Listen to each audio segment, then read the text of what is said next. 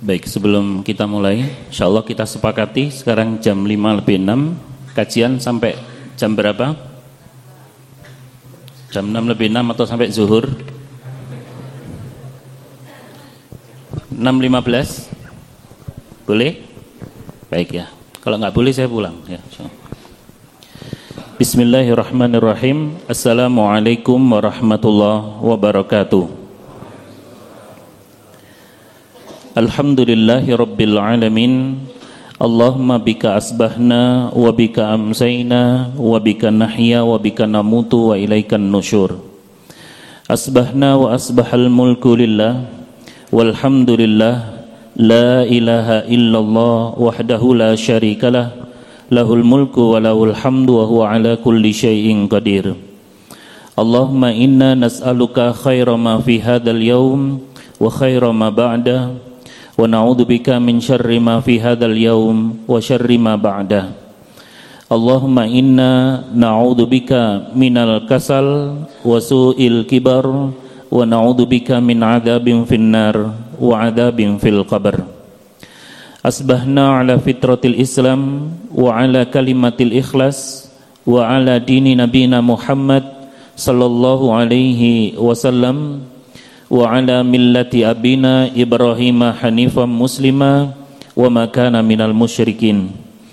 Allahumma anta rabbi la ilaha illa anta khalaqtani wa ana abduka wa ana ala ahdika wa wa'dika mastata'tu a'udzu bika min syarri ma sana'tu abu'u laka bi ni'matika alayya wa abu'u bi dzambi faghfirli fa innahu la yaghfiru dzunuba illa anta. Asyhadu an la ilaha illallah wa asyhadu anna Muhammadan abduhu wa rasuluh.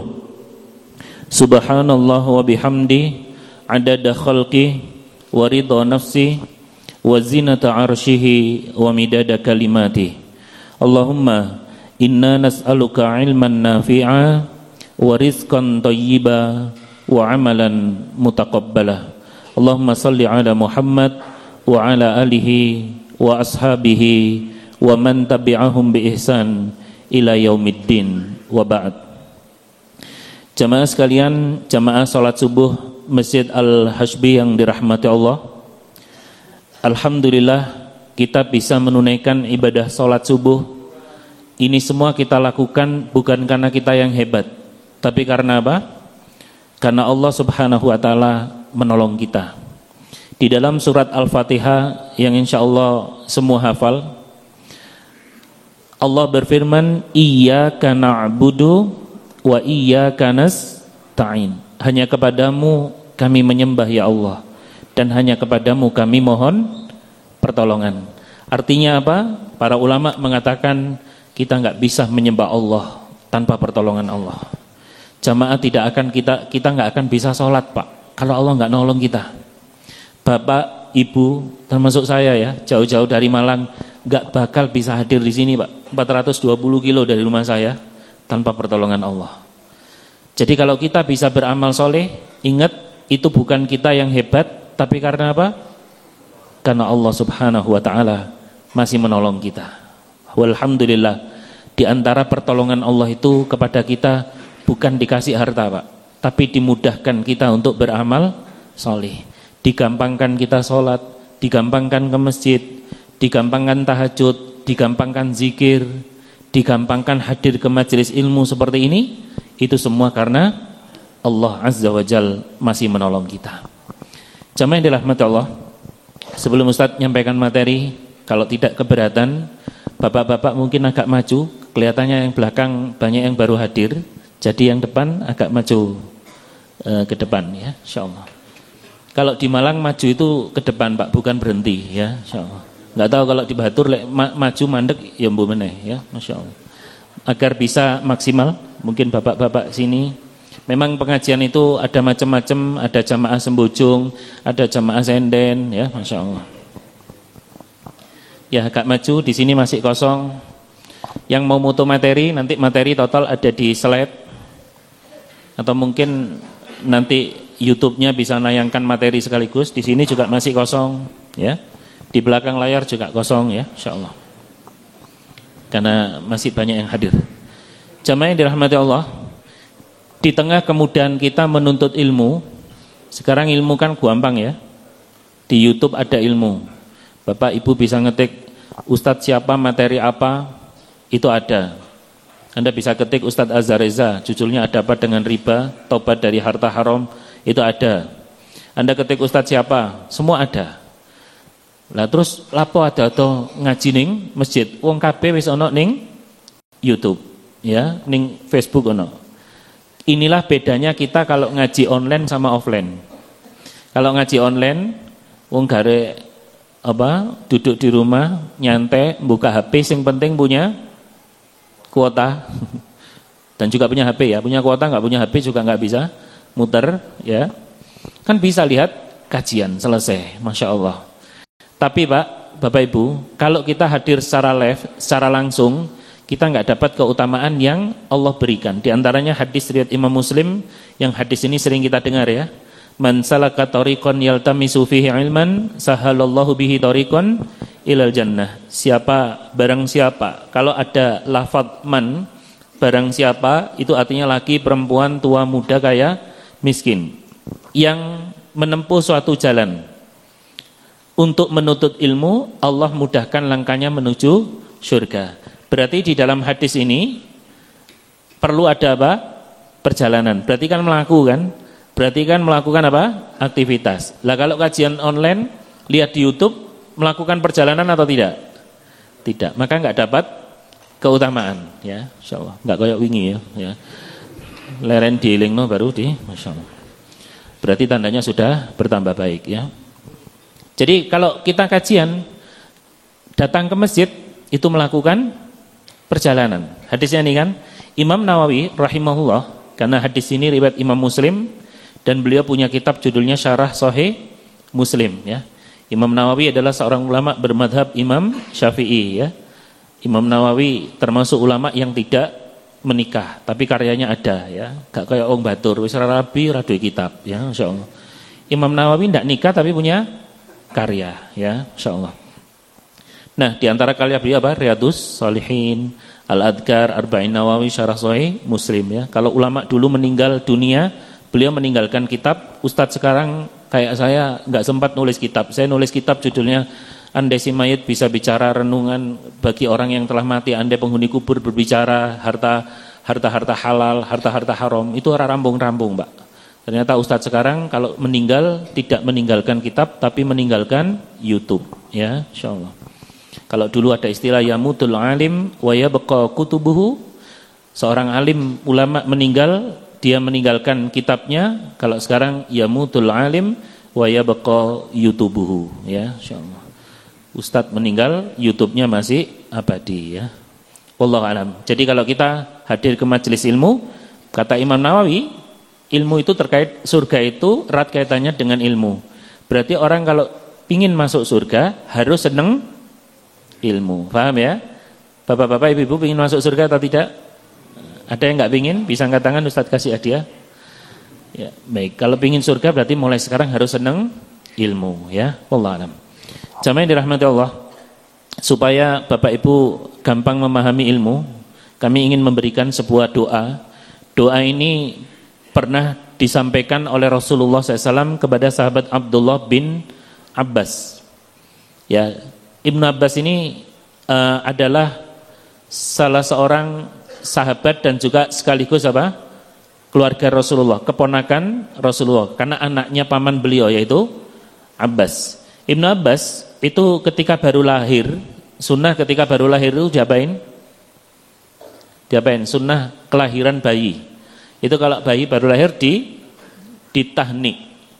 Tahnik itu dikasih bibirnya itu ya dengan kurma yang dilembutkan atau dikunyah oleh bapaknya, atau dikasih madu. Di mana?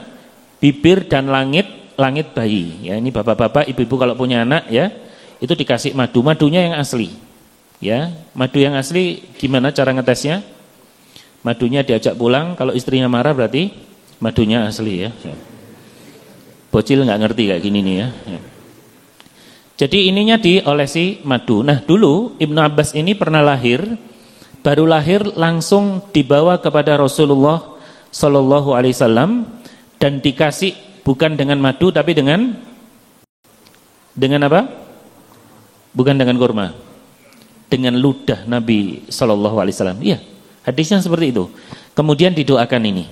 Beliau mendoakan Allahumma faqihu fid din wa 'allimhu ta'wil. Ya Allah, fahamkan dia ilmu agama dan ajari dia takwilnya. Bapak Ibu tahu apa yang terjadi? Allah takdirkan sahabat Abdullah bin Abbas ini merupakan sahabat yang paling mahir, pandai di bidang apa? Di bidang apa? Lagi mikir atau enggak tahu? Ya. Di bidang tafsir, di bidang Al-Quran, gara-gara doa ini. Nah, kita rubah redaksinya ini. Kita baca bersama-sama. Bismillahirrahmanirrahim. Allahumma faqihni fid din wa 'allimni ta'wil. Allahumma faqihni fid din wa 'allimni ta'wil. Allahumma faqihni fid din wa 'allimni ta'wil. Ya Allah, fahamkan aku akan ilmu dan ajari aku maknanya, tafsirnya. Ini sama para ulama dimasukkan doa supaya cepat paham ilmu. Karena orang ngaji itu kan macam-macam ya. Ono sing cepet iling, ya cepet lali. Jadi ilingnya cepet. Kayak ini kan si iling toh, mulai-mulai lali. Mau ustadz nerang nopo? Wallahu a'lam bis shawab. Jawabannya gampang.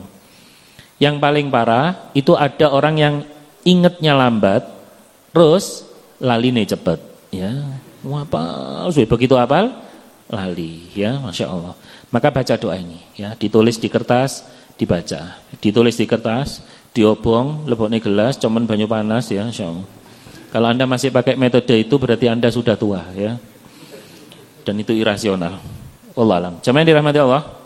Sebagaimana tema yang diberikan kepada kami, kita akan membahas tema, oh, masya Allah. Temanya judulnya apa? Orang yang dikehendaki baik oleh Allah Subhanahu wa taala, ya. Siapa sih orang yang dikehendaki baik? Kalau kita buka hadis-hadis Nabi sallallahu alaihi wasallam, terkadang kita ini banyak mengira bahwa orang ketika dikehendaki baik oleh Allah itu berarti orang itu dikasih dunia. Dhewe wis duwe omah, wis duwe mobil, wis duwe kekayaan. Padahal jamaah dirahmati Allah, dunia itu diberikan oleh Allah kepada siapapun. Kemarin sudah kita kasih gambaran ya.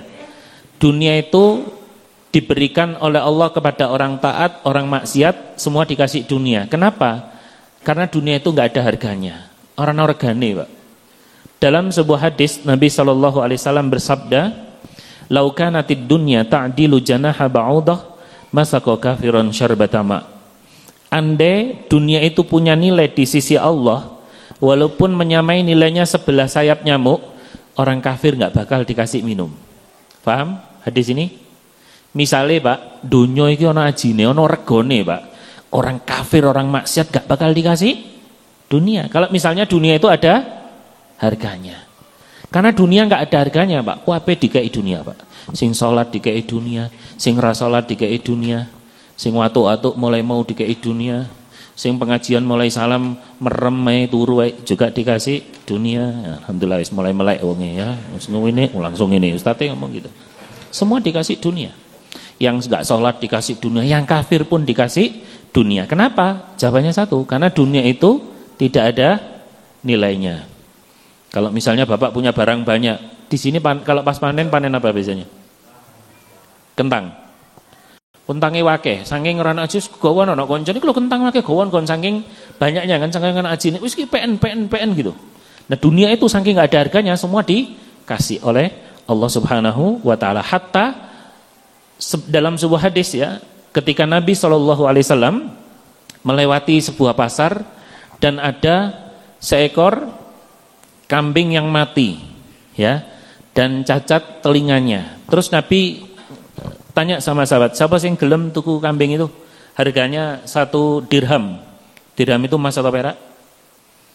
Dari perak ya, kalau dinar itu emas ya. Ayo siapa sih yang gelem tuku wedhus iki?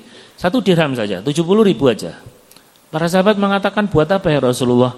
Ya, kita dunia tuh diopo kayak gunung kambing, toh sudah mati ya Rasulullah. Cacat lagi. Jadi ceritanya kambing ini mati jadi bangkai dan cacat. Siapa gelem nunggu sak dirham? Tidak ada yang mau. Ya sudah. Siapa yang mau kambing itu gratis cuma-cuma bawa pulang sana.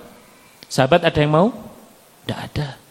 Lawang bangkai kambing, maaf ya, menjijikkan. Buat apa ya Rasulullah? Maka Nabi SAW mengatakan, "Fallahi lad dunya ahwanu 'ala Allahi min hadza 'alaikum." Demi Allah, sungguh dunia itu lebih hina bagi Allah daripada bangkai anak kambing ini bagi kalian. Jadi dunia itu lebih menjijikkan. Kalau ada kambing mati sudah jadi bangkai, Bapak Ibu jijik enggak? Jijik, bau. Dan Bapak Ibu tahu dunia itu lebih menjijikkan dari itu. Jadi dalam hadis ini dunia itu lebih menjijikkan daripada bangkai. Ingat ya, ketika orang bertambah dunia jangan mengira dirinya sedang dimuliakan oleh Allah. Suami istri sugih, alhamdulillah Bu ya dewi sugih, Allah memuliakan kita. Maaf, mulai kapan tanda kemuliaan dari Allah itu berupa materi? Andai tanda kecintaan, tanda kemuliaan dari Allah itu berupa materi, Pak, niscaya hanya orang-orang yang banyak hartanya itu merupakan orang yang mulia di sisi Allah. Padahal kekayaan itu sesuatu yang eksklusif, inklusif, apa? Sesuatu yang tidak bisa dimiliki semua orang. Mungkin Pak semua orang kaya, Pak? Sangat gak mungkin. Di surat Asy-Syura, surat ke-42 ya. Allah berfirman, ayat 28, walau basatallahu rizqa li ibadihi labaghaw 'alal ard. Misale kabeh wong iki sugih, Pak. Semua orang dunia itu dihamparkan oleh Allah kepada semua manusia, niscaya mereka akan melakukan kerusakan di muka bumi. Paham? Misalnya kabeh, Pak, penduduk Batur sini aja ya. Kecamatan apa? Batur, kelurahan Bajang, Batur, Banjarnegara ya. Wis sak kelurahan iki Pak sugih kabeh, Pak. Sak Batur iki sugih kabeh. Kira-kira apa yang terjadi? Masjid sepi. Lho Bapak iki ning ndi? Oh lagi ning villa nih. Bapak iki oh lagi karo mbok nome entes rabi ora arek SMA. Bapak iki lagi ngreyen mobile. Mobile apa Pajero tahun 95. Maksud lo panas jowo jero ya. Akhirnya masjid ora ono sing menghuni. Kuwi metu kabeh. Kalau dunia itu dihamparkan ke semua orang, kacau dunia ini. Walhamdulillah ada yang kaya, ada yang miskin, ada yang rezekinya berlebihan, ada yang kekurangan. Itulah diantara keadilan Allah. Coba kalau misalnya semua kaya, Pak, genteng Bapak bocor, golek tukang genteng ora nemu. Misalnya tukang gentengnya wis sugih, ya kan? Bapak Ibu bane bocor, golek tukang tambal ban ora ono. Soalnya apa? Tukang tambale wis sugih, wis dadi sultan kalau kata orang sekarang ya. Wis sugih ora butuh tambal ban. Wong mek oleh sepele, oleh receh, buat apa? Masyaallah. Makanya dunia itu tidak ada nilainya di sisi Allah. Sebelum kita membahas tentang orang yang dikehendaki baik oleh Allah ya, itu bukan melalui materi. Jamaah yang dirahmati Allah, takutlah terhadap neraka bukan kemiskinan. Banyak orang itu takutnya terhadap dunia. Mengko anakku ya apa iki? Mengko masa depannya anak-anak gimana? Padahal di dalam Al-Qur'an Allah tidak pernah menakuti dengan kemiskinan. Tapi Allah selalu menakuti dengan neraka. Berkata Hatim Al-A'sam, beliau mengatakan, Hatim Al-A'sam ini adalah seorang ulama yang A'sam itu kan artinya tuli ya. Ceritanya beliau dikasih kunyah kayak gini itu ceritanya ada seorang jamaah ibu-ibu mau tanya kepada ustadz ini, ulama ini ya. Ibu-ibu tanya terus tiba-tiba buang angin yang keras, nguentut. Terus ibu itu kan malu kan ning ngarepe ustadz, ngentut kan apa? Enggak sopan ya. Kalau di sini malu enggak? Insyaallah enggak ya. Terus dia apa? Wisin. Terus apa? Hatim ini Pak, pula-pula tuli. Apa Bu? Saya enggak dengar. Lego. Oh berarti ustadz iki ra krungu lek aku mau ngentut. Ya masyaallah. Dan ada larangan Pak ya. Ini saya bukakan hadis. Ada larangan dari Nabi SAW untuk menertawakan kentut. Karena itu merupakan aib ya. Beliau SAW bersabda ini ya. Ini larangan untuk menertawakan kentut. Mengapa kalian menertawakan kentut yang biasa kalian mengalami? Jadi kalau ada yang buang angin itu nggak boleh ditertawakan. Ya, misalnya kemarin masih ingat ya, buang angin dalam fikih itu ada dua ya. Satu durot, dua fusa. Durot itu buang angin tapi ada suaranya, jahar. Ya, kalau fusa itu buang angin tapi silent. Ya, dan rata-rata warga Batur itu yo jahar yo silent ya, loro-loro nih. Nah kalau ada misalnya dalam pengajian, terus ada yang buang angin, maka hadis ini ingat, ini kita dilarang untuk apa? Nertawakan. Apalagi dituding-tuding, "Iki Ustaz sing ngentut iki, sing sarunge kotak-kotak Ustaz, iki kopi ireng." Itu enggak boleh. Ya. Karena itu apa? Aib, ya. Kan kata Nabi, apa atas dasar apa kalian menertawakan kentut? Sesuatu yang kalian juga biasa melakukan. Buang angin itu biasa atau enggak? Biasa kan? Bahkan itu termasuk nikmat Allah atau tidak? Oh, nikmat. Ada orang raisa kentut sampai dioperasi ya. "Dok, kapan ini bapak saya boleh pulang?" "Nunggu ngentut." Mesti gitu ya. Iya. Kentut termahal ya, Masya Allah. Jadi metu teko rumah sakit ngenteni ngentut ya. Ngene sehat dikuntut-ngentut no, bolak-balik ya. Walhamdulillah, jamaah yang dirahmati Allah. Orang jadi ingat ya, Hatim Al-Asam berkata, "Jangan engkau takut dengan kemiskinan, kefakiran. Karena sesungguhnya Allah tidak pernah menakuti kita dengan kemiskinan, tapi Allah selalu menakuti kita dengan neraka." Yang menakuti dengan kemiskinan itu siapa? Sing meden-medeni sampean melarat itu siapa? Syaitan. Di surat Al-Baqarah 268, "Asy-syaitanu ya'idukumul faqra wa ya'murukum bil fahsya." Setan itu menjanjikan nakut-nakuti meden-medeni sampean melarat. Ya, sedangkan Allah dan dia setan menyuruh kalian berbuat keji. Sedangkan Allah menjanjikan ampunan kepadamu dan karunia-Nya ya. Dan ingat ya, kita disuruh takut neraka bukan takut melarat. Ya. Makanya kalau rezeki itu kan sudah dijamin ya. Di dalam Al-Qur'an banyak ya, surat Hud ayat 6. "Wa ma min dabatin fil ardi illa 'alallahi rizquha." Dan tidak ada satupun binatang yang bergerak, Allah sudah jamin rizkinya. Atau surat Al-Ankabut ayat 60. "Wa ka'ayyin min dabatin la tahmilu rizqaha Allah yarzuquha wa iyyakum wa samiul basir. Wa huwas samiul alim." Binatang yang tidak dapat mengurus rezekinya sendiri, Allah yang kasih rezeki.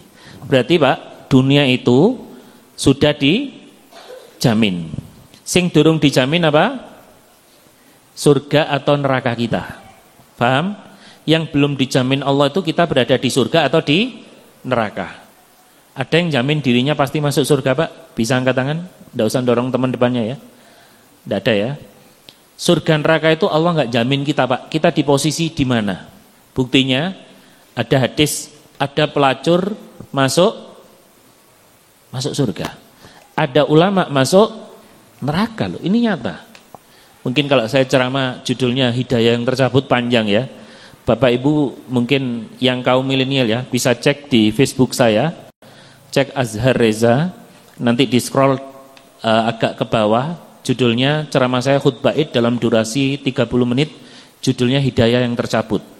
Jadi ada orang melakukan amalan ahli surga. Jarak antara dirinya dengan surga itu cuma satu hasta. Hadis Arba'in Nawawi nomor 4. Jadi sahabat Abdullah bin Mas'ud yang cukup panjang gitu ya. Wa inna ahadakum la ya'maluna bi'amali ahli al-jannah hatta ma yakuna bainahu wa bainaha illa dhira' fa yasbiqu 'alaihil kitab fa ya'malu bi'amali ahli an-nar fa yadkhuluha gitu. Ada orang yang beramal dengan amalan ahli surga sehingga jarak antara dirinya dengan surga satu hasta, tapi dia melakukan satu dosa, melakukan amalan ahli neraka, kemudian dia masuk neraka. Ada orang amalannya ahli neraka, tapi endingnya melakukan amalan ahli surga, masuk surga. Makanya yang kita takuti itu kita di posisi mana kita nggak tahu, surga atau neraka. Ora iso wedi melarat, ora iso wedi donya iku wis dijamin. Yang kita takuti itu apa? Neraka kita ini di surga atau di neraka, itu yang kita takuti. Kita kan enggak nyamin. Siapa yang jamin Anda yang sudah syahadat matinya syahadat? Siapa yang jamin Anda yang sudah ngaji, sudah istiqomah, sudah sholat, sudah tahajud, sudah jamaah ke masjid, ya masuk surga? Enggak nyamin kan?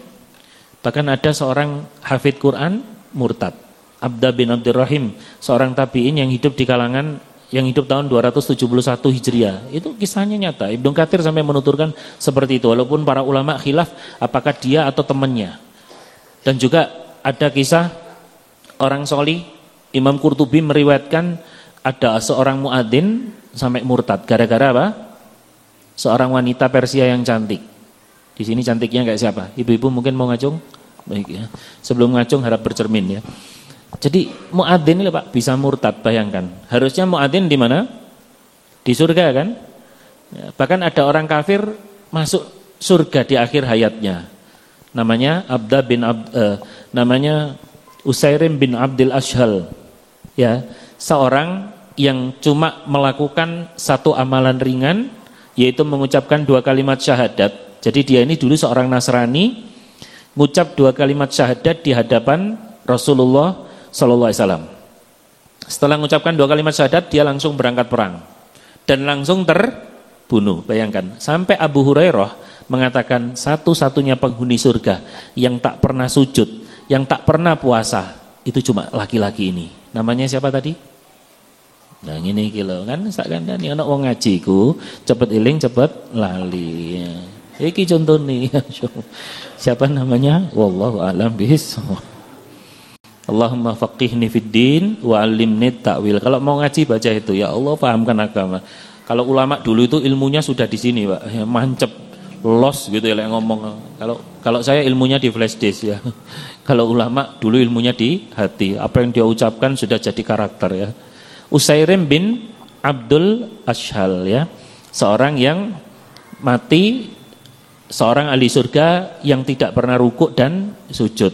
Cuma baca 2 kalimat syahadat, kalimat tauhid, dia berangkat perang dan terbunuh di jalan Allah Subhanahu wa taala.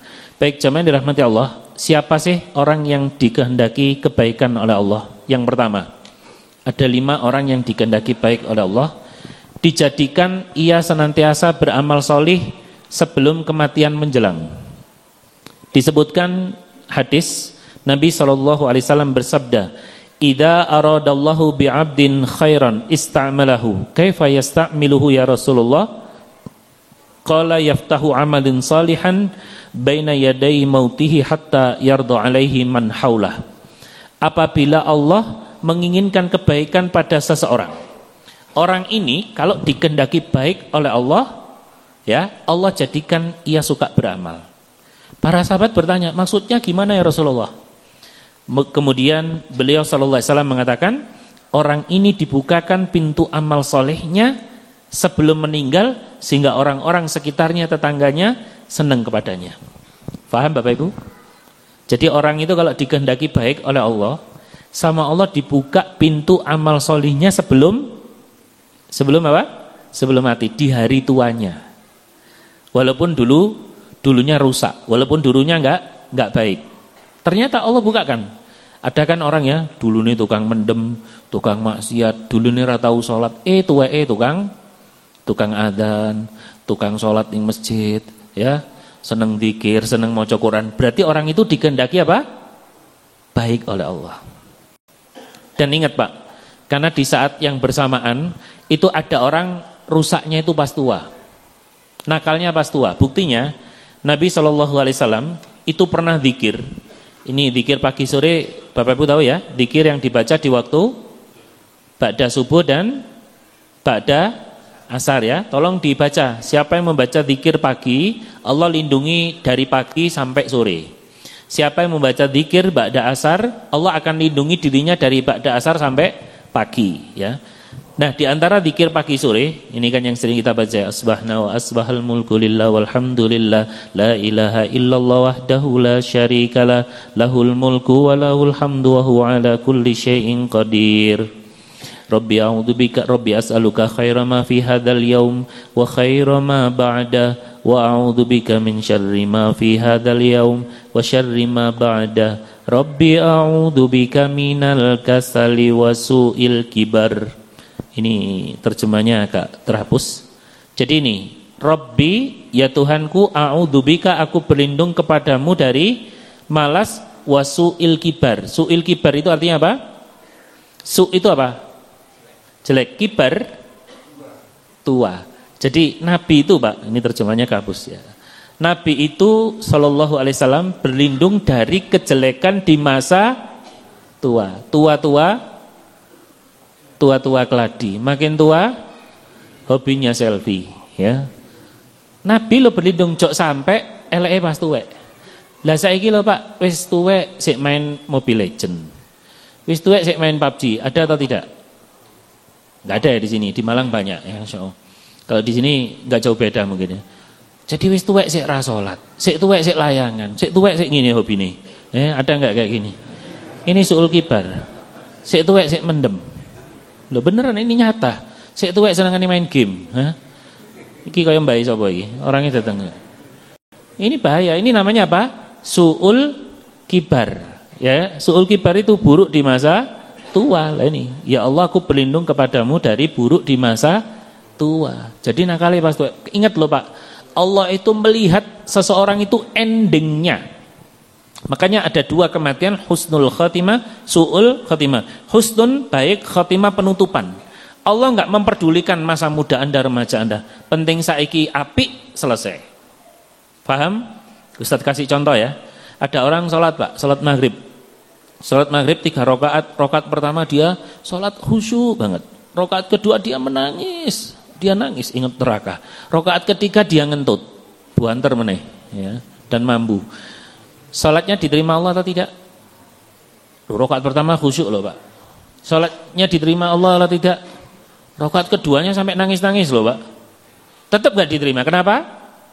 Karena rakaat terakhir dia buang angin dan batal. Nah, sama dengan ada orang soli di depan, di umur si remaja soli, mondok, hafal Quran, hafal hadis, tuweke tibae maksiat. Naudzubillah min zalik. Ya, sebaliknya Allah itu melihat orang itu pokoknya sekarang baik, selesai. Dan ingat ya, kita enggak boleh membuka aib seseorang. Misalnya ono wong jamaah kene wis tobat, Pak. Ora oleh dibongkar sampean ro.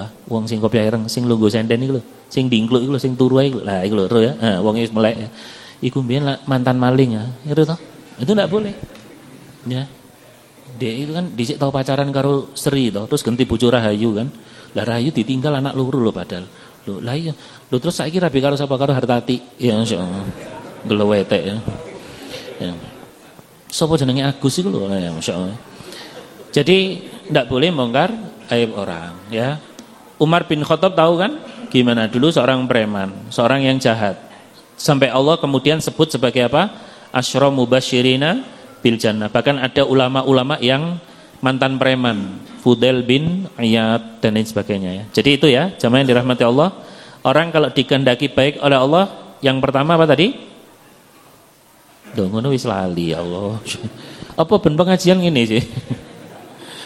Yaitu dijadikan suka beramal soleh di hari tuanya, menjelang kematian. Jadi bersyukur ya, bapak-bapak di hari tuanya itu suka sholat, suka ngaji. Karena ingat loh Pak ya, Allah sudah memberitahu kepada kita bahwa umur kita itu berapa? Berapa umur kita?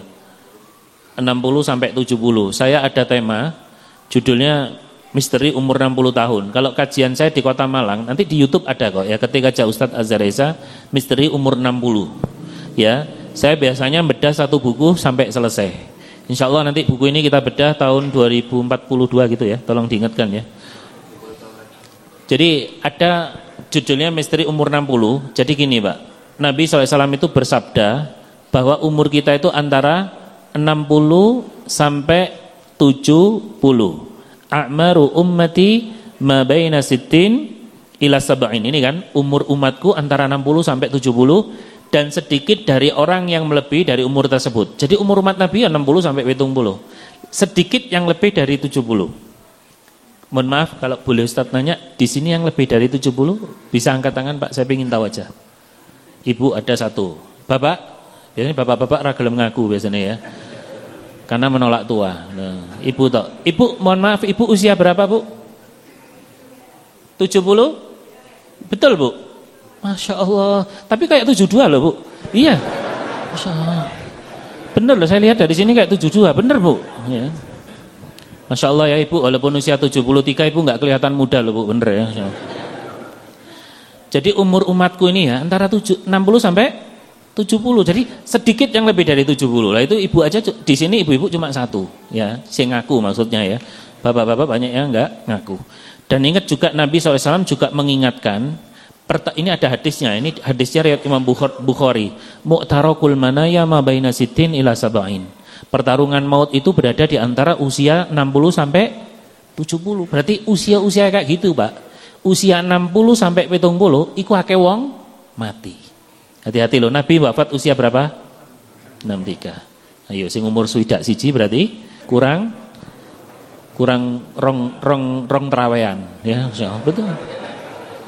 Sing umur swidak loro kurang 1 kali halal bihalal, betul. 1 kali kurban. Hati-hati itu, pomene suatu ya. Pomene tanda-tanda kematian ketok, rambut sudah mulai meninggalkan dunia hitam ya, rambut putih kabeh, wis kena penyakit B kompleks ya, batuk-batuk, beser, buyuten, budek, burek, masyaallah ya. Pengajian sak jam ning jeding ping pindho ora balik meneh ya, masyaallah. Itu sudah tanda-tanda. Alhamdulillah. Loh, betul ya, kita bersyukur loh. Umur kita itu sudah diberitahu oleh Allah. Kalau dulu itu umur itu kan panjang, Pak. Lah ini ya. Umur Nabi Adam itu 930, Nabi Nuh 1000 tahun. Nabi Ismail, Ibrahim 195. Jadi umur umat Nabi dulu itu bingung. Coba dari Nabi Nuh ke Nabi Ibrahim selisih berapa? 800 tahun kan bingung. Kalau kita kan gampang toh. Umurku wis swidak, kurang 3 tahun. Aku tak akeh amal solihah. Bariki aku budal. Bariki aku mati, kan kita sudah tahu. Kalau dulu Pak bingung. Nabi yang paling panjang itu Nabi siapa? Nabi Nuh. Nabi Nuh itu nabi atau rasul, Pak? Nuh itu nabi atau rasul? Baik, Ustaz mau tanya, yang rasul angkat tangan. Yang nabi angkat tangan, coba. Oh, Bapak nabi berarti ya, Masya Allah. Masya Allah, luar biasa. Oh rasul, Masya Allah, luar biasa. Yang nabi angkat tangan, ada 2 orang nabi di sini, luar biasa. Saya baru tahu di Batur ada 2 orang nabi ya, Masya Allah. Saya kan tanya, yang nabi angkat tangan, Masya Allah. Masya Allah, luar biasa. Alhamdulillah. Pertanyaannya ngeprank ya. Yang nabi angkat tangan, Masya Allah. Saya waktu ceramah di mana, di Ngawi juga gitu, ada 2 orang rasul. Yang rasul angkat tangan 2 orang. Yang PD ini, Masya Allah. Luar biasa. Jadi Nabi Nuh itu rasul ya. Saya tadi kan nanya yang rasul angkat tangan, dia ngacung ya, Masya Allah. Nah dulu itu para nabi umurnya enggak flat. Lah kalau umur Nabi Muhammad SAW itu sudah flat 60 sampai 70. Berarti kita sudah mulai hati-hati. Jadi kalau dulu itu Pak umurnya panjang-panjang, fisiknya tinggi-tinggi itu kan. Kan Nabi Adam diciptakan oleh Allah tingginya 60 hasta. Khalaqallahu Adam wa tuluhu sittuna dira'an fis sama. Dan nanti kita ini ya 30 meter Pak. 30 meter itu mana-mana. Dari pengimaman sampai sana mungkin ya. Itu apa? Tinggi kita ya. Kurang lebih ya dari pengimaman saya belakang masjid sana ya. Itu nanti kita, dan ingat ya, kita nanti masuk surga, mulai kita dibangkitkan di yaumul mahsyar, tinggi kita setinggi ini Pak, setinggi Nabi Adam. Dan umur kita berapa? Ketika masuk surga umur berapa? Seumuran Nabi siapa? Nabi Isa. Berapa tahun?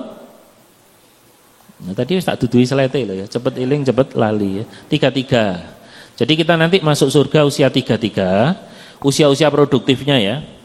Dan tinggi ya. Loh Ustaz, kenapa sih umur kita ini kok 63 tahun? Ya, simple. Para ulama menjawab dalam buku itu ya. Insyaallah kita akan bedah suatu waktu. Dan itu disebutkan supaya kita enggak terlalu lama di dunia, Pak. Dunia itu tempatnya ujian, tempatnya bala, kan di dunia kan. Tempatnya kita kehilangan anak, tempatnya kita kehilangan istri, tempatnya kita di PHP oleh mantan dan lain sebagainya itu di dunia. Supaya Anda itu enggak suwe-suwe ning dunia. Dunia itu kayak enak. Dunia itu banyak ujian. Ya, difitnah, diuji, didolimi dan lain sebagainya. Makanya kita nggak usah lama-lama di dunia, 60 sampai 70 tahun ya. Dan Nabi SAW juga mengingatkan Allah telah memberi udzur kepada orang di akhir ajalnya hingga sampai 60 tahun. Jadi lewes umur 60 tahun iku ora oleh golek alasan. 60 tahun ra salat ndak boleh. Lho aku ora ono sing ngajari, enggak ada alasan. Pengajian sudah banyak kan sekarang ini. Ya Masya Allah, kalau di Malang itu Pak, pengajian tuh seminggu 4 kali, sehari itu 4 kali. Saya kalau taklim di Malang, itu sehari rata-rata 4 kali. Subuh ada kajian, duha ada kajian, kalau di perkantoran duhur, asar jam 4, jam 5 pengajian, isya kajian, Masya Allah. Kan gak ada alasan kan sekarang ini, kalau gak ada yang ngajari ya. Oh nomor 60 orang poso, orang soleh, lah aku orang yang ngajar, oh Allah gak mau terima alasan tersebut. Wallahualam. Jamaah dirahmati Allah, itu yang pertama ya. Orang yang dikehendaki baik oleh Allah, yang pertama apa tadi? Dibukakan pintu amal solehnya menjelang kematian. Jadi alhamdulillah kalau hari tua Bapak tempatnya di masjid, rajin ibadah ya, berarti Anda termasuk yang dikehendaki baik oleh Allah. Yang kedua, di antara tanda Allah mengendaki kebaikan kepada seseorang adalah dipercepat sanksinya di dunia atas dosanya. Ini kemarin sudah Ustaz sampaikan ya hadisnya ya. Nabi SAW bersabda, apabila Allah menginginkan kebaikan kepada hambanya, Allah akan segerakan sanksi untuknya di dunia. Dan apabila Allah menginginkan keburukan atas hambanya, Allah akan menahan azab baginya atas dosanya di dunia sampai nanti dibalas di akhirat. Jadi gini, Allah itu kalau menghendaki baik sama seseorang, orang ini berbuat dosa Pak, Allah hukum Pak. Itu diantara tanda Allah itu berbuat baik, ya dipercepat. Kalau sudah dihukum di dunia, insya Allah di akhirat gak dikasih hukuman. Misalnya gini, bersyukur ya kalau bapak ibu misalnya melakukan dosa, terus sama Allah diilingno. Misalnya ibu-ibu ngerasani, terus dikasih apa? Sariawan. Oh berarti Allah sayang, berarti itu ditegur. Ingat ya kemarin sudah kita sampaikan ya. Kalau ujian itu untuk orang soli, metu teko masjid berpengajian sandali hilang, itu namanya apa? Ujian. Habis beramal soli dapat musibah, itu ujian. 2, teguran. Teguran itu untuk orang kadang soli, kadang maksiat, kadang zikir, kadang misuh-misuh, kadang rasan-rasan. Itu ditegur oleh Allah, dikasih sariawan. Oh berarti Allah itu sayang ya. Orang ibu kalau punya anak nakal ra ditegur, sayang ra? Wis jano, bah dolen, bah mulih, barang mulih sak karepmu. Nah, Ustaz kalau ada yang salah, negur kan berarti saya salah. Misalnya bah sing turu mulai salam nguturu Juarno, cek ini loh. Berarti kalau enggak negur kan berarti enggak sayang. Allah itu kalau sama hambanya, kalau dia berbuat salah ditegur oleh Allah, berarti Allah sayang terhadap hamba tersebut ya. Alhamdulillah. Tapi ya, kemarin sudah Ustaz sampaikan, kalau Allah tidak menghukum dosa kita di dunia Pak, jangan minta hukuman. Ya kemarin sudah kita sampaikan hadis ini ya. Ada orang yang sakit sampai kecil, badan entek, daging entek, ternyata dia apa? Minta apa? Minta diuji oleh Allah. Ya, enggak boleh. Ya Allah tolong uji hamba, enggak boleh.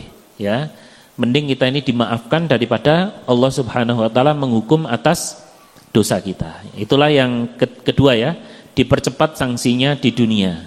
Dan ada beberapa dosa Pak, ada 4 dosa ya, yang Allah akan segerakan hukumannya di dunia. 1, ini hadisnya banyak, saya kompre aja ya. 1, dosa uququl walidain, durhaka sama orang tua. Yang kedua, dosa qati'ur rahim, memutus silaturahim. Yang ketiga, dosa berzina. Dan yang keempat, dosa zalim. Itu nanti Allah akan kasih cash di dunia. Ingat ya, tidak semua dosa yang dilakukan oleh seseorang itu dihukum cash di dunia. Tapi ada beberapa dosa. Misalnya orang ini enggak sholat, Allah enggak ngukum, nanti hukumannya di akhirat. Ini orang minum khamr, nanti dihukum di akhirat. Nanti bisa nyimak ceramah saya di YouTube, judulnya Indahnya Surga, Dahsyatnya Neraka. Orang yang hobi minum khamr itu nanti dikasih minuman dari apa? Tinul khabal. Ada menu di neraka itu ada menu. Ghislin, ghasat, sadid, muhl, ya diantaranya tinul. Itu makanan penghuni neraka. Jadi di neraka itu enggak ono geprek, kemudian apa nih? Bakso iga, ya, Masya Allah. Enggak ono pecel. Ya.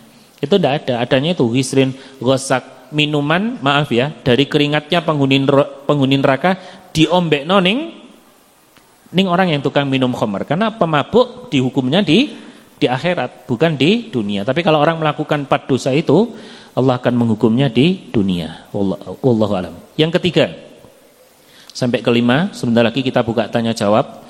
Bisa ditulis, bisa langsung ya, sampai jam 6, nanti 15 menit kita buka tanya jawab. Yang ketiga, manusia yang dikehendaki baik oleh Allah itu adalah diberi cobaan. Nabi SAW bersabda, "May yuridillahi bi khairan yusib minhu." Barang siapa yang Allah inginkan kebaikan, maka Allah akan memberi musibah. Paham? Allah itu kalau menghendaki orang ini baik, Allah akan ngasih ujian. Allah kalau menghendaki seseorang baik bukan dikasih dunia, tapi dikasih ujian. Dan nyata Pak ya, orang itu biasanya jadi baik kalau diuji oleh Allah apa dikasih nikmat? Diuji, betul kan? Orang itu kalau diuji oleh Allah Pak, baru bangun malam, baru iso tahajud, ya kan? Begitu diuji oleh Allah. Anak nakal, ya, kemudian bojone mati, wong tuane mati, atau apapun ujian ya, panen gagal. Biasanya ndongone kan luwih khusyuk ya. Salat ning sop ngarep, ya, pengajian ning sop ngarep ya. Berarti sing ning ngarep iki lagi diuji ya insyaallah. Coba pas akeh nikmat, salat ning mburi, masbuk ya sale kakean nikmat. Biasanya orang itu diuji oleh Allah itu tambah baik, tambah taubat. Ada orang taubat itu begitu usahanya hancur. Ada orang taubat itu begitu uangnya habis, terbakar, ya tokonya hancur lebur, baru dia tobat loh. Bian-bian dikei nikmat oleh Allah lah, lali. Begitu diuji oleh Allah, ingat, Masya Allah. Makanya orang itu kalau diuji oleh Allah tuh pingin kon balik oning loh, balik kamu kepadaku, kepada jalanku, balik pada akhirat. Itu maksudnya, Allah pingin seperti itu. Makanya orang kalau dikehendaki baik dikasih ujian, bersyukur Pak. Bapak yang selama ini tidak bisa menangis loh, begitu diuji kan akhirnya bisa menangis kan, Masya Allah. Dan Bapak Ibu tahu Imam Tirmidzi itu saking sering menangisnya takut kepada Allah sampai kedua bola matanya itu buta. Imam Tirmidzi itu nangis, sering menangis. Nabi SAW itu kalau sholat Pak, nangis sampai membasahi jenggot beliau, sampai membasahi paha beliau, sampai membasahi tempat sujud beliau SAW. Kenapa? Karena saking lembut hati beliau. Dan biasanya orang kalau diuji kan bisa nangis toh. Dan ingat loh Pak, orang kalau nggak bisa nangis itu ciri hati yang keras. Ya, delok wong maca Quran ra nangis. Maca delok ana wong mati ra nangis. Zaman saya gitu kan, wong mati malah dike selfie ya. Bapakku mati guys ya, siapa yang like dan share saya doakan masuk surga. Iki guys, bapakku dikubur guys ya. Sapa sing ngarep nyusul, Masya Allah kayak gitu. Dulu Nabi kalau lihat orang mati nangis ya, saiki malah digawe foto-fotoan ya, Masya Allah. Itu yang orang kalau dikehendaki baik itu diuji. Dan Allah Subhanahu wa taala berfirman, nah ini untuk Bapak Ibu yang diuji oleh Allah, ada ceramah saya di YouTube. Judulnya di channelnya Masjid Sabilis Salam, judulnya Berbahagialah Anda Bersama Ahli Musibah. Itu saya terangkan. Anda kalau diuji oleh Allah ingat ayat ini Pak. Surat Al-Baqarah 155. Walanabluwannakum bisyai'in minal khauf. Dan kami akan menguji. Ini kalau di bahasa Arab, nah, Ustadz Selamat Abadi ya, nanti yang menerangkan ya. Lamnya nunnya ini nun takkid. Jadi penguat. Bahasanya gini, tenan tak uji kalian. Dengan apa? Bisyai. Syai itu artinya apa? Sesuatu. Bapak Ibu kalau bicara sesuatu itu sedikit atau banyak? Sedikit. Sesuatu banget ya, sesuatu deh. Sesuatu itu berarti setitik. Berarti kalau dalam ayat ini ujian itu banyak atau sedikit? Masya Allah sedikit Pak ujian itu. Ujian itu sedikit dibandingkan apa? Kenikmatan. Anda kalau bandingkan di surat Ibrahim, surat ke-14, ayat berapa? 18 atau 34 ya. Wa atakum min kulli ma sa'altumu wa in ta'uddu ni'matallahi la tuhsuha. Dan Allah memberi apa yang kamu minta, dan kalau kamu hitung nikmat Allah, kamu enggak bisa menghitungnya. Berarti nikmat Allah itu sama ujian Allah banyak mana? Nah, ujian Allah menggunakan bisyai sedikit, tapi nikmat Allah mengatakan la tuhsuha. Kamu enggak bisa menghitungnya, unlimited. Nikmat Allah itu tak terbatas. Nikmat Allah itu tak terhingga. Makanya ketika Allah uji itu ingat, ujian itu lo sedikit. Antara sehat sama sakit banyak mana? Banyak sehat. Antara ujian sama antara ujian dengan nikmat banyak nikmat. Di sini dulu Maret juga lockdown ya. Sama. Ya, dulu lockdown 2-3 bulan, 4 bulan kita nggak bebas kemana-mana. Mau petanggulan 3 bulan. Dulu bertahun-tahun. ratusan purnama kita bebas. Nikmat Allah itu lebih banyak. Ya, drijine loro, deloken 19 jari yang sehat, gitu kan? Kuping sehat, jantung sehat. Makanya kalau Anda diuji oleh Allah, jangan fokus dengan ujian tersebut. Fokuslah dengan nikmat Allah yang lainnya, ya. Ada 6 sebab yang membuat ujian itu menjadi ringan, Pak. 1, tunggu pahala dari Allah. Di balik ujian itu ada pahala. Surat Az-Zumar ayat 10. Innama yuwaffas sabiruna ajrahum bighairi hisab. Allah akan kasih pahala tanpa tak terhingga, tak terhitung bagi orang yang sabar. 2, melihat orang yang tertimpa musibah. Anda enggak sendirian. Sing loro duduk sampean tok. Sing duwe utang duduk sampean tok. Sing pegatan duduk sampean tok. Bambang ya pegatan, Agus ya pegatan, Endang, Tutik, Sri, Ratna, ya. Hartati barang itu ya. Iku ya kok guyu wonge teko ta Hartati iki. Yang diuji itu bukan sampean tok, sing pegatan duduk sampean tok, sing lara duduk sampean tok gitu loh. Tunggale akeh. Allah tuh enggak nguji Anda tok, bahkan ujian yang paling berat itu Allah timpakan kepada siapa? Nabi. Ujian itu, Pak, Bu, ini penting ya. Kalau ujian itu jelek, kalau musibah itu jelek, maka para nabi dan rasul nggak bakal diuji oleh Allah. Justru dunia itu yang jelek. Nabi nggak dikasih dunia. Bapak Ibu tahu, nabi itu nggak dikasih dunia. Kalau Ustadz mau nanya, nabi itu kaya atau miskin, Pak? Cek talah, iki mikir atau raru? Cek jelas loh. Kalau tidak tahu, wallahu alam besok. Nabi itu kaya atau miskin? Jawabannya simpel. Nabi pernah kaya, nabi pernah miskin. 2 episode kehidupan ini pernah dijalani oleh Rasulullah SAW. Beliau pernah kaya sebelum diangkat menjadi seorang Rasul. Sampai menikah dengan Khadijah, istri pertama beliau. Seorang janda 2 kali, punya anak gawan 4. Itu beliau maharnya berapa? 12,5 uqiyah emas. Ditambah 20 ekor onta muda. Bukan ekornya ya, termasuk ontanya. 12,5 on emas. Ustadz mau tanya, satu on berapa gram? Berapa? 100. 12,5 berarti berapa? 1.250 gram. Saiki emas sak gram piro? Sing ngopi ning Pegadaian apa lagi sih? Ya. 1 juta gitu. Berarti 1 miliaran tuh. Ngelamar Khadijah, Pak. Bapak dulu ngelamar ibunya, anak-anak mahalnya apa? 1.000 gak nyucuk, Pak. Masyaallah. Seperangkat alat sholat, ya masyaallah. Ya, Al-Quran. Berarti Nabi SAW itu apa? Kaya. Lah baru begitu diangkat menjadi Rasul, beliau milih hidup miskin. Maka para ulama, Imam Syafi'i rahimahullah, beliau mengatakan orang miskin itu ada 2. Ada miskin pilihan, ada miskin terpaksa. Kalau miskin pilihan itu miskinnya Nabi. Nabi SAW itu sampai ditawari malaikat siapa? Malaikat Jibril datang pada Rasulullah SAW. Hei Muhammad, mau enggak gunung Uhud itu tak rubah jadi emas, ku kasih engkau. Beliau mau atau tidak? Tidak mau. Beliau milih hidup miskin. Miskinnya Nabi miskin pilihan. Nah, kalau miskin wong bantur, miskin kepeksa. Nah, itu bedanya kita sama Nabi ya. Beliau miskinnya pilihan, Masya Allah. Ini loh, musibah itu lebih ringan. Anda nggak sendirian gitu. Nabi, Pak, ujiannya itu paling kompleks, sempurna. Diuji anak, 6 orang anaknya meninggal dunia. Abdullah, Ibrahim, Qasim, Ruqayyah, Ummu Kulthum, Zainab. Beliau pernah diuji cerai dengan istrinya Zainab. Beliau pernah mendiamkan istrinya. Beliau diuji oleh kaumnya. Dulu sebelum diangkat menjadi Nabi dan Rasul, beliau dipuji-puji Al-Amin, As-Siddiq, yang terpercaya, yang jujur gitu kan. Begitu diangkat jadi Rasul, diapain? Dihina. Majnun, sahirun kadzab, rawaras, gendeng, tukang sihir. Bayangkan, beliau dicaci maki kayak gitu. Makanya kalau Anda dicaci berarti Anda orang mulia. Kalau Anda dihina berarti Anda orang mulia, Anda orang terhormat. Kalau Anda dihasad, diiri sama orang lain, berarti Anda orang yang punya kelebihan. Biasanya orang hasad itu kan karena dia punya kelebihan kan? Ya, kelebihan materi, kelebihan dunia, kelebihan umur, mungkin kelebihan berat badan, ya, sehingga banyak yang ngiri biung, lemu nirek, insyaallah.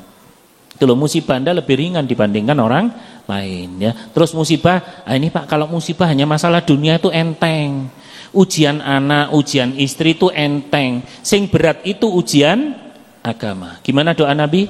Allahumma la taj'al musibatana fi dinina wa la taj'alid dunya akbar hammana. Ya Rabb, jangan uji kami pada agamaku. Jangan diuji agama. Nabi berdoa jangan diuji agama. Gagal panen itu biasa, ujian cerai biasa, ujian sakit biasa, ujian ekonomi biasa, ujian dunia itu biasa, ujian anak biasa. Yang jangan sampai terjadi itu ujian agama. Biyen salat saya kira tahu salat. Biyen melok pengajian saya kira tahu pengajian. Itulah ujian agama. Jadi ujian itu hal yang enteng, Pak. 5. Ibadah saat tertimpa ini yang membuat ujian itu enteng. Ibadah saat tertimpa musibah itu lebih agung dibandingkan saat bahagia. Bukankah ketika kita ibadah ketika diuji oleh Allah kan khusyuk? Saya yakin Bapak Ibu pernah sholat khusyuk kapan? Pas diuji ya, pas duwe masalah sholatnya khusyuk banget. Biasanya lek gak ono masalah mocoe inna atau inakal kautsar karo kulhu ya. Kadang-kadang trikul kulhu al-falak anasto sing diwaca. Begitu diuji Al-Baqarah diwaca ya, insyaallah. Ali Imran diwaca rakaat pertama ya. Rakaat kedua Ali Imran. Ujian biasanya orang diuji langsung ibadah, langsung poso, langsung tahajud. Biyen pas nikmat, biyen pas pasare rame ora tau tahajud. Biyen pas pasare rame salat masbuk terus. Begitu pasare sepi sak durunge adzan wis ning masjid ya, main wifi ya, insyaallah. Dan yang keenam tidak ada siasat untuk menghindari musibah. Kita masuk yang karena waktunya ya.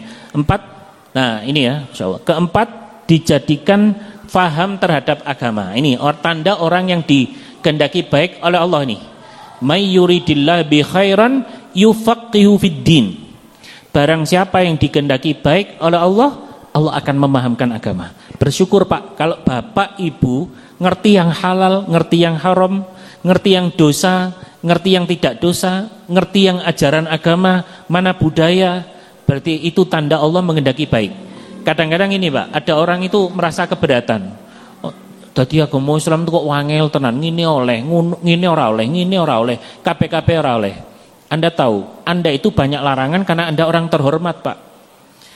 Maaf ya, binatang, kambing itu mau mbak-mbek mangan suket, mau kawin tunggang-tunggangan karo sapa? Buleke dhewe karo koncone dhewe, sikat ae jenenge apa? Wedhus, enggak ada aturan. Kalau banyak aturan itu berarti Anda tandanya orang terhormat. Kalau ada Pak Menteri datang ke Batur gitu Pak, boleh enggak Pak nginep di losmen murahan?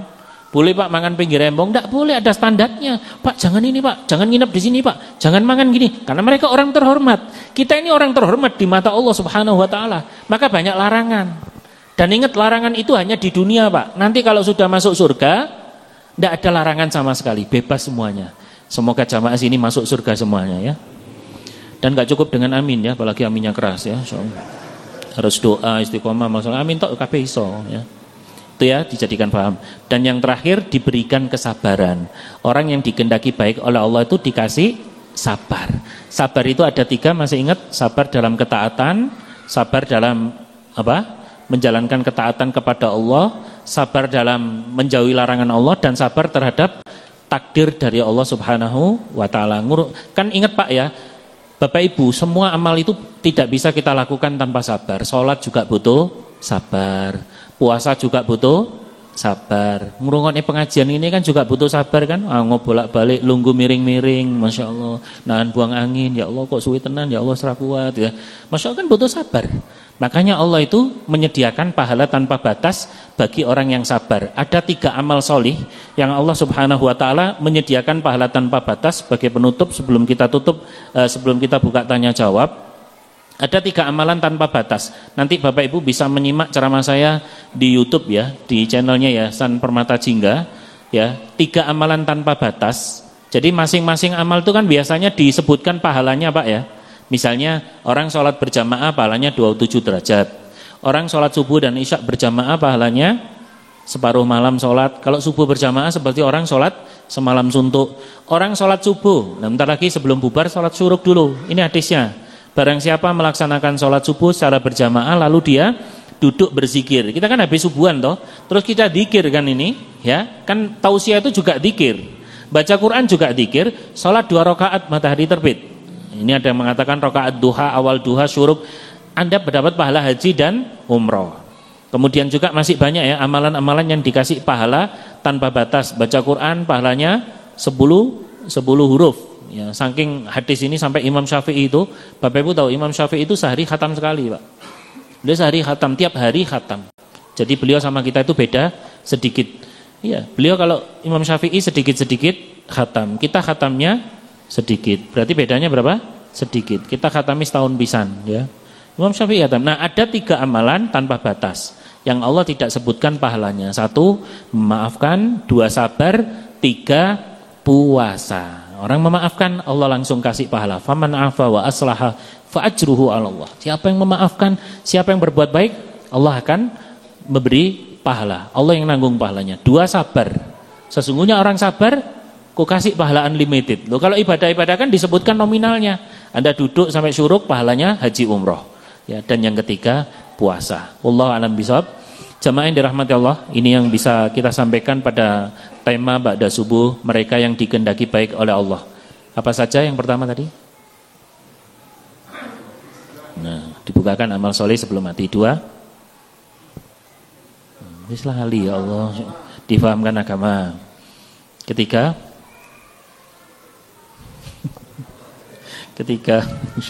emang gitu ya kalau pengajian. Dibukakan minta kebenaran. Yang ketiga, diberi apa? Kesabaran. Yang keberapa? 1, dibukakan pintu amal soleh sebelum mati. Yang kedua, dipercepat sanksi atas dosanya di dunia. Yang ketiga, difahamkan agama. Yang keempat, diuji. Dan yang kelima, diberi kesabaran oleh Allah. Wallahu a'lam bishawab. Waktu dan tempat kami kembalikan ke MC untuk dibuka sesi tanya jawab.